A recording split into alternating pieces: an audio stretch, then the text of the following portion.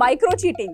What is this? Micro I cheating know, is yeah. What is micro cheating? Basically, micro थोड़ी cheating. cheating. It's as in like chatting with texting, someone your partner doesn't know DM about. somehow. Yeah. No, but chatting or what? Like sexting? Texting your ex. No, but Texting और sexting में फर्क है. अच्छा so texting or sexting? Texting.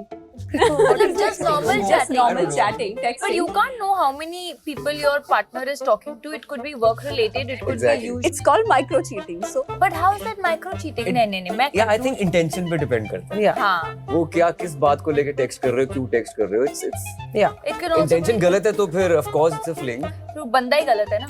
well, कुछ हद तक Ayushman is right. Micro cheating या फिर कहीं इमोशनल चीटिंग, यहाँ पर बहुत हद तक जो रोल होता है वो आपके इंटेंशंस का होता है, लेकिन इसकी डेफिनेशन सिर्फ इतनी भर नहीं है.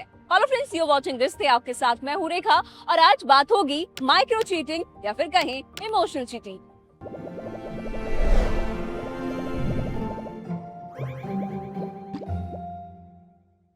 हमारे आसपास के लोगों को इमोशनल चीटिंग का कितना आइडिया है जानने की हमने कोशिश की है. देखिए, you know what is micro cheating या emotional cheating? No not right now. Right now तो गलत हो गया. राइट नाउ नहीं पता मुझे. I think in today's day and age, I think emotional cheating goes, it's far worse because physical cheating can still be taken as okay, maybe you give in to temptation for like once or twice, but I think, at the end of the day, I think we are all looking for some sort of stability, right? And I think the reason why partnerships are happening today is because you want that one person to be there for you emotionally and as a partner, as a companion. Emotional cheating वो होती है कि जब आप उसके साथ emotion से attach हो और वो किसी और से बात करके ऐसा ही तो होगा शायद. या फिर तेरे इमोशन का फायदा उठा रही है, ऐसा कुछ हो सकता है. I genuinely don't have like a little idea about emotional cheating. कि like people because most of the guys want आजकल जो Gen Zs होते हैं हमारे type के, they want submissive girlfriends at the end of the day. They think of their egos are too much, like they prioritize and superiority complex होता है सब में, तो उन्हें submissive लड़कियाँ चाहिए होती है. तो because of those reasons they have common things कि to satisfy the ego वो लड़कियों को बोलते हैं specific things पे, and which apparently comes in emotional cheating, like manipulation for most of the example. Even if you're going with a girl to somewhere, your girlfriend won't be having a problem, but then if you're not telling her, and then if she asks about it, अगर उसे कुछ मिल जाता है, कोई proof मिल जाता है, then they're like emotionally manipulating her by saying कुछ नहीं था, and making her the like pinpoint culprit about it.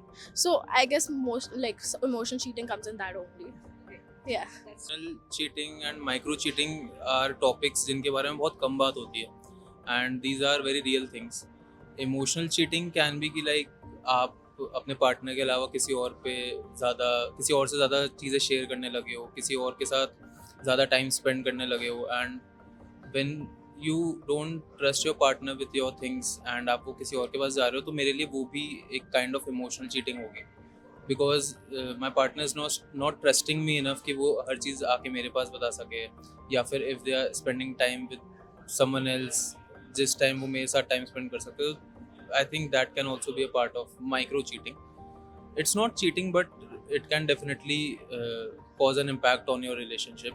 तो ये थे जनता के जवाब, कुछ गलत कुछ सही. अब एक्सपर्ट से सुनते हैं कि इसकी कॉन्क्रीट डेफिनेशन है क्या. इमोशनल चीटिंग, माइक्रो चीटिंग, इनका कहीं ना कहीं मतलब मोर और लेस सेम है ना. इमोशनल चीटिंग का मतलब ये है कि अगर आप किसी रिलेशनशिप में हैं, आपका जो boyfriend, girlfriend, partner, fiance, wife, husband, हम उस पर नहीं जा रहे, कहीं ना कहीं अगर जो चीज़ें, जो बातें, जो इक्वेशन आप उसके साथ शेयर करते हैं, कहीं ना कहीं थोड़ा थोड़ा भी अगर आपको लगता है कि मैं किसी और के साथ ये बात करूँ, है ना, किसी और में वो इमोशनल को डिपेंडेंसी ढूंढूँ, किसी और में वो समझ ढूंढूँ कि वो बातों को समझ पाए, मुझे समझ पाए, या कोई ऐसी बातें हो कि हिडन जोक्स हो गए, सीक्रेट बातें हो गई, है ना, छुप छुप के किसी से मिलना, तो ये सारी चीज़ें कहीं ना कहीं जो है चीटिंग को ही डिफाइन करती है.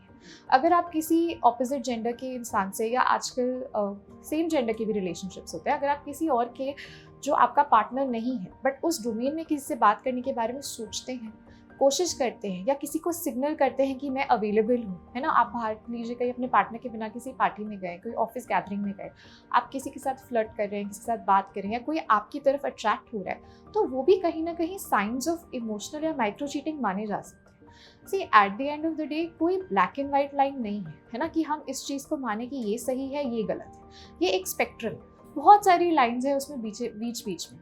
कई बार बहुत सारी चीज़ें हार्मलेस भी कह दी जाती हैं क्योंकि वो कहते हैं कि उसमें इंटेंशन बुरा नहीं था। तो हमें ये भी देखना पड़ेगा कि सामने वाले का क्या इंटेंशन है, उसे क्या नीड लगी सामने वाले के दूसरे इंसान के पास जाने के लिए। तो इंटेंशन रियली मैटर। ये इमोशनल चीटिंग क्या होती है? दोस्त से बात कर ली तो क्या बिगड़ गया? लोगों के इस तरीके के रिस्पॉन्सेज होते हैं इमोशनल चीटिंग को लेकर। लेकिन दोस्त से बात करना और एक इमोशनल शेयरिंग करना, इन दोनों में एक बहुत ही फाइन लाइन होती है जो इजीली ब्लर हो सकती है।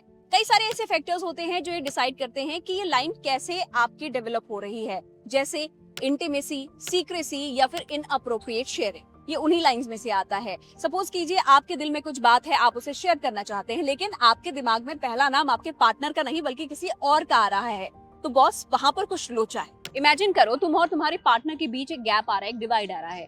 अब कायदे से यहाँ पर होना तो ये चाहिए कि तुम्हें अपने पार्टनर के साथ कम्युनिकेट करना चाहिए, उसे बताना चाहिए कि तुम कैसे फील कर रहे हो, लेकिन अपने पार्टनर की बजाय तुम अपने फ्रेंड के साथ ये चीजें शेयर कर रहे हो, यानी कि इमोशनल शेयरिंग कर रहे हो। तो ये इमोशनल चीटिंग के रडार पर आ जाएगा। तुम मुझसे कह रहे हो कि तुम्हारी पार्टनर या तुम्हारा पार्टनर तुम्हें समझता नहीं है, काश उसकी जगह तुम होते, तो ये खतरे की घंटी है। ऐसा कहा जाता है कि अगर तुम अपने दोस्त के साथ कुछ ऐसा इंटीमेट शेयर कर रहे हो जिसके बारे में तुम्हारे पार्टनर को अवेयरनेस नहीं है, तो तुम ऑलरेडी लाइन क्रॉस कर चुके हो। ऐसे भी होते हैं जिनकी पर्सनैलिटी ऐसी होती है कि वो कभी भी एक इंसान के साथ खुश नहीं रहते। उनको ऐसा लगता है कि जो मेरे पास वो अच्छा नहीं है, the grass is always greener on the other side, है ना। कि सामने वो लड़की इतनी सुंदर है, या वो लड़का इतना रिच है, वो लड़का इतना इम्प्रेसिव है ना, वो लड़की बहुत अच्छे से सबसे बात करती है, एक्सेट्रा एक्सेट्रा एक्सेट्रा, है ना। ये वही लोग हैं जो एक साथ मल्टीपल लोगों को भी डेट कर लेते हैं। ये वही लोग हैं कि उनका एक रिलेशनशिप खत्म होता है, अगले दिन वो दूसरे रिलेशनशिप में चले जाते हैं। उनकी एक नीड होती है कि हमें कोई ना कोई चाहिए, है ना। वी मस्ट हैव समबडी, कोई हमारा ध्यान रखे, हमसे बात करे, हमारा पूरा टाइम हमारे आगे पीछे घूमे। तो ऐसे टाइप के जो लोग होते हैं उनकी पर्सनैलिटी ही ऐसी होती है कि वो इमोशनली बहुत डिपेंडेंट होते हैं किसी दूसरे इंसान में, खुद के इमोशंस को रेगुलेट नहीं कर पाते। उनको ज़रूरत होती है कि कोई और होना चाहिए मेरे इमोशंस को रेगुलेट करे। तो ऐसे लोगों में चीटिंग का बहुत हाई चांस होता है। अब जैसे मान लीजिए किसी ने एक रिलेशनशिप में चीट किया है, तो वो अगले रिलेशनशिप में भी उसके चीट करने का बहुत हाई चांस, बिकॉज ये जो चीटर्स होते हैं ये अपने पैटर्न्स रिपीट करते हैं। कई बार इनके पार्टनर्स की कोई गलती नहीं होती, but they themselves are not satisfied and they are not fulfilled. जब वो सैटिस्फाइड नहीं है तो वो जनरली कोई ना कोई उनको जैसे ही अच्छा लगता है वो उसे ढूंढने लग जाते हैं। तो उनका जो अटैचमेंट है वो बहुत सिक्योर नहीं होता किसी के साथ। अब इमोशनल चीटिंग और माइक्रो चीटिंग होता क्या है ये तो एक्सप्लेन कर दिया। इसके बाद सवाल आता है कि इसको आइडेंटिफाई कैसे करें, व्हाट आर द साइंस। अब उसी को एक्सप्लेन करते हैं। तुम्हें फील होने लगेगा कि तुम्हारा पार्टनर तुमसे डिटैच कर रहा है। आप एक स्पेस तो शेयर कर रहे होंगे, लेकिन वो फिजिकली तो वहां पर मौजूद होगा, लेकिन मेंटली या फिर इमोशनली वो ऑलरेडी वहां से चेकआउट कर चुका होगा। और यही है वो फाइन लाइन। एक स्ट्रॉन्ग रिलेशनशिप की फाउंडेशन है इमोशनल इन्वेस्टमेंट। आप चाहे कितने ही दुनिया घूम लो, लेकिन अगर आपने अपने रिलेशनशिप में अपना इमोशनल इन्वेस्टमेंट नहीं दिया है तो उस रिलेशनशिप का टिकना बहुत मुश्किल होता है, क्योंकि यही वो एक चीज़ है जो आपके रिलेशनशिप को बिल्ड करती है। आप ट्राई करके देखिए, ये देखिए कि अगर आपका पार्टनर आपके साथ इमोशनली अटैच नहीं है, वो इमोशनली एग्जॉस्टेड रहता है, या फिर आपके साथ वो एक इमोशनल बैंडविड्थ नहीं शेयर कर रहा है, तो ये एक बहुत बड़ा रेड फ्लैग है। पॉसिबल है कि उनकी इमोशनल एनर्जी कहीं और खर्च हो रही हो। साइकोलॉजी में एक टर्म है डिफ्लेक्शन। ये एक तरीके का डिफेंस मैकेनिज्म होता है। सपोज आप किसी को उनके एक्शंस के लिए अकाउंटेबल ठहराते हैं, तो वो उल्टा आप पर ही ब्लेम शिफ्ट करने लगेंगे, वो डिफेंसिव हो जाएंगे और वो उस चीज़ को एक्सेप्ट ही नहीं करेंगे। वो ये बोलेंगे कि भाई तुम्हारा तो ये हमेशा एक्सक्यूज रहता है, तुम हमेशा ऐसे ही करते रहते हो या करती रहती हो। This is all part of deflection. वो शख्स ऐसा इसलिए कर रहा है क्योंकि वो गिल्ट और शेम जैसे अनकंफर्टेबल इमोशंस को कन्फ्रंट नहीं करना चाहता। आप अपने पार्टनर के साथ एक कॉन्वर्सेशन कर रहे हैं, उसके दोस्त को लेकर सवाल कर रहे हैं, तो ध्यान दीजिएगा कि वो कॉन्वर्सेशन नॉर्मल जा रही है या फिर वो डिफेंसिव हो रहे हैं। और अगर वो डिफेंसिव हो रहे हैं तो this is a red flag. और इस तरीके के क्या साइंस है जिससे आप पता लगा सके कि आपका पार्टनर इमोशनल चीट कर रहा है, आइए देखते हैं। कुछ सिंपल साइंस तो ये है कि अगर आपका जो पार्टनर है ना, वो आपके साथ इमोशनली कन्फाइड नहीं कर रहा है आप में, है ना, जो उसके प्रॉब्लम्स हैं, उसके हार्डशिप्स हैं, उसके इश्यूज हैं। ज़रूरी नहीं कि बहुत बड़ी बड़ी बातें हों, है ना, but day to day boss ने गुस्सा कर दिया, मम्मी ने डांट दिया, फाइल कंप्लीट नहीं हुई टाइम पे, एक्सेट्रा एक्सेट्रा, छोटी मोटी बातें। हम जनरली आजकल टेक्नोलॉजी का ज़माना है, सब अपने पार्टनर्स को अपडेट करते रहते हैं, मेरे साथ ऐसा हो गया, मेरे साथ वैसा हो गया, पूरे दिन व्हाट्सएप, इंस्टाग्राम एक्सेट्रा एक्सेट्रा।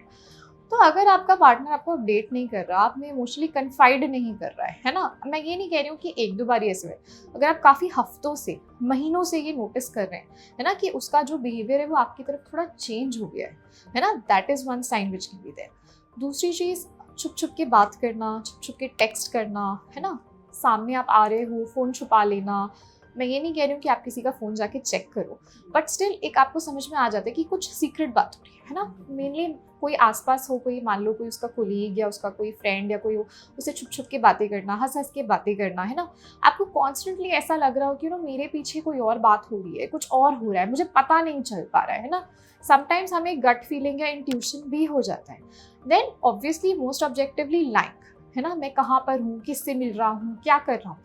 अगर कोई भी झूठ बोल के अपने पार्टनर से किसी से मिल रहा है या कोई सिग्निफिकेंट चीज़ छुपा रहा है, so then those are things जब आपको रेड फ्लैग्स हैं कि आपको ये सोचना चाहिए कि शायद आपका पार्टनर चीट करे। तुम सुबह उठे, ऑफिस के लिए रेडी हो रहे हो और अचानक से तुम्हारे दिमाग में ख्याल आया कि चलो आज इमोशनल चीट ट्राई करते हैं। तो स्पॉइलर अलर्ट, ये ऐसे काम नहीं करता।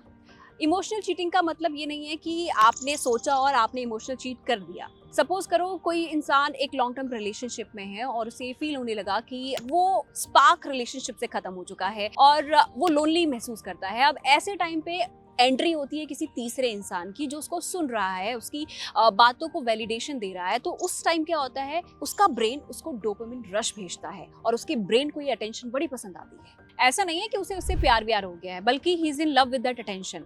उसे ऐसा लगने लगा कि भाई इस तरीके की अटेंशन तो उसे अपने ऑफिशियल रिलेशनशिप में भी नहीं मिलती थी। तो उसे एक इमोशनल स्केप मिल गया है जहाँ पर कमिटमेंट की कोई लोड नहीं है और उसको अपने इमोशंस को शेयर करने के लिए एक पार्टनर भी मिल गया है। बट लोग ऐसा करते क्यों हैं, इस पर हमारी एक्सपर्ट ऐड करती है। जब आप लंबे टाइम से किसी रिलेशनशिप में हैं, यंग एज से, आपकी अटैचमेंट भी उस इंसान पे बहुत ज़्यादा हो जाती है, आपकी डिपेंडेंसी उस इंसान पे बहुत हो जाती है। You have grown up together, है ना, you have lived your life together, life के बहुत सारे एक्सपीरियंसेस आपने साथ में डील करे। हो सकता है अब उस रिलेशनशिप में रोमांस या लव नहीं है ना, बट वो एक डिपेंडेंसी है, वो एक चाह है कि हाँ ये इंसान मेरी लाइफ का पार्ट है। इसलिए बहुत लोग जो है इस स्पार्क को ढूंढने के लिए, वो रोमांस को ढूंढने के लिए भले ही चीट करने जाएं, है ना, किसी और को नया ढूंढे, बट क्योंकि वो उस इंसान से दूर नहीं हो सकते, उसको हट नहीं सकते, तब वो ऐसे डायलॉग्स मारते हैं। And eight the end of the day आजकल मूवीज़ में, टीवी शोज़ में, बुक्स में आपको बहुत सारी फिल्मी डायलॉग्स मिल जाएंगे, है ना। And that is just lot of people से lot of things they are seeing in the media as well. वो कितना सच है, कितना झूठ है, हम ये नहीं कह सकते। गाइस बारिश हो गई थी इसीलिए शूट थोड़ा सा रोकना पड़ा। वैसे उससे पहले मैंने आपको जितनी भी इन्फॉर्मेशन दी है उसके बाद आपके दिमाग में कई तरीके के सवाल चल रहे होंगे। आप ये सोच रहे होंगे कि इमोशनल चीटिंग अगर कर भी ली किसी ने तो क्या बड़ी बात हो गई, it's not harmful, it's better than physical cheating. लेकिन इस तरीके की डिबेट ना मार्केट में चलती रहती है। लोग अक्सर ये कहते हैं कि emotional cheating is better than physical cheating, लेकिन कई सारी साइकोलॉजिकल स्टडीज़ हैं, उनमें ये माना गया है कि इमोशनल चीटिंग से उभरना बहुत ज़्यादा मुश्किल हो जाता है रेदर देन फिजिकल चीटिंग, क्योंकि फिजिकल चीटिंग एक इम्पल्सिव डिसीजन होता है। आपने फिजिकल चीट कर लिया है, आपके पार्टनर ने फिजिकल चीट कर लिया और अगले दिन आप उस चीज़ को रिग्रेट भी करते हैं। However emotional cheating is a conscious choice. यहाँ पर तुम ये चॉइस ले रहे हो कि तुम अपने पार्टनर के साथ अपनी फीलिंग शेयर ना करके किसी तीसरे इंसान के साथ शेयर करोगे। तुम अपनी फीलिंग्स को उसके लिए रिजर्व करके रख रहे हो और तुम्हारा पार्टनर ये सोचने में लगा हुआ है कि तुम्हारी उसकी क्या गलती है, तुम इतना डिफरेंटली क्यों बिहेव कर रहे हो। तो ऐसा लोग करते क्यों हैं और इमोशनल चीटिंग और फिजिकल चीटिंग में हमारी एक्सपर्ट किस तरफ वे करती हैं, आइए देखते हैं। Kind of cheating is harmful eight the end of the day, है ना। All kinds of cheating, emotional, micro, physical etcetera etcetera, नाम वही अलग अलग चेंज होते रहते हैं, बट उसका मीनिंग नहीं चेंज होता है, right. So any kind of cheating is harmful to any kind of relationship. But what basically this line I think means is that at the end of the day your emotions are the most driving factor. हम जो भी करते हैं अपने emotions की वजह से करते हैं, है ना। हम खुश हैं, हम दुखी हैं, हम परेशान हैं, हम गुस्से में हैं, सब कुछ हमारे इमोशंस गवर्न करते हैं। हमारा सोना, हमारा जगना, हमारा उठना, काम पे जाना, खाना पीना, एवरीथिंग, ठीक है। तो अल्टीमेटली अपने इमोशंस में से किसी को निकाल पाना बहुत मुश्किल होता है और अगर आपको मान लीजिए आप जिसके साथ रिलेशनशिप में हैं, आप उसके साथ खुश नहीं हैं इमोशनली, तो कहीं ना कहीं वो क्रेविंग जो होती है ना, एक इमोशनल क्रेविंग, वो आप किसी और में ढूंढते रहोगे। और जहाँ आपको वो क्रेविंग मिली, वो सेटिस्फाई हुई, वो खुश हुए आप उस इंसान से, उसको भूल पाना मुश्किल होता है। कई बार ऐसा होता है कि रिलेशनशिप्स खत्म हो जाते हैं, people move on, they might be with other partners, they get married to other people. But एक जो इंसान होता है ना कि इस इंसान ने मुझे बहुत अच्छे से समझा, या इस इंसान ने मेरी ये इमोशनल नीड फील हुई, उसे समझ में आई, वो इंसान आपके जहन में से जाता नहीं, आप उसे भूल नहीं पाते। इसके ऊपर इतनी सारी मूवीज़ बनी है, इतनी सारी बुक्स लिखी गई हैं, वो इसी चीज़ के ऊपर लिखी है। और इसीलिए कहीं ना कहीं emotional cheating is more difficult to forget than physical cheating, because बहुत लोग फिजिकल चीटिंग इसलिए भी करते हैं कि पार्टनर कहीं और है, लॉन्ग डिस्टेंस रिलेशनशिप में है, पार्टनर के साथ इंटीमेट नहीं हो पा रहे हैं, and you are getting another option which is more readily available. But emotional cheating के पीछे reasons are much more complex. वहाँ आपकी जो आपका जो सोल है, आपका जो माइंड है, that is looking for that emotional craving, कि कैसे मेरी वो बात समझी जाए। Man is a social animal, सब एक दूसरे को समझना चाहते हैं और खुद को समझाना चाहते हैं, बट तब भी बहुत मिसअंडरस्टैंडिंग्स होती हैं, और कहीं ना कहीं उसी की वजह से रिलेशनशिप्स वीक भी होती हैं। इस पूरे एपिसोड का पर्पस ये नहीं था कि दोस्ती खराब चीज है, और ना ही हम मैंने प्यार किया कि मोनीश बेल को कोट कर रहे हैं। हम तो सिर्फ ये कह रहे हैं कि ट्रांसपेरेंसी रखो, अपने पार्टनर के साथ कम्युनिकेट करो और किसी तरीके का डिवाइड अपने रिलेशनशिप में मत आने दो। द ऑफिस याद है? पैम और जिम, जिनको हर कोई शिप करता है, उनके रिलेशनशिप में भी एक स्टेज ऐसी आती है जहाँ पर उनका रिश्ता डिरेल होता है, और जो पैम है वो माइक वाले बंदे से बात करने लगती है। लेकिन जब वो उससे बात करती है, उसके बाद वो रियलाइज करती है कि वो और जिम आजकल बात नहीं करते, तो वो दोबारा से बात करना स्टार्ट करते हैं, and then they realise what made them really special. तो बात करना जरूरी है, सब सॉर्ट हो जाता है। तो रिश्ते के आज के एपिसोड में इतना ही। अगर आपको भी एपिसोड पसंद आया हो तो वीडियो को लाइक जरूर कीजिएगा और कमेंट जरूर कीजिएगा। तब तक के लिए मुझे दीजिए इजाजत, और आप देखते रहिए जिंगाबाद।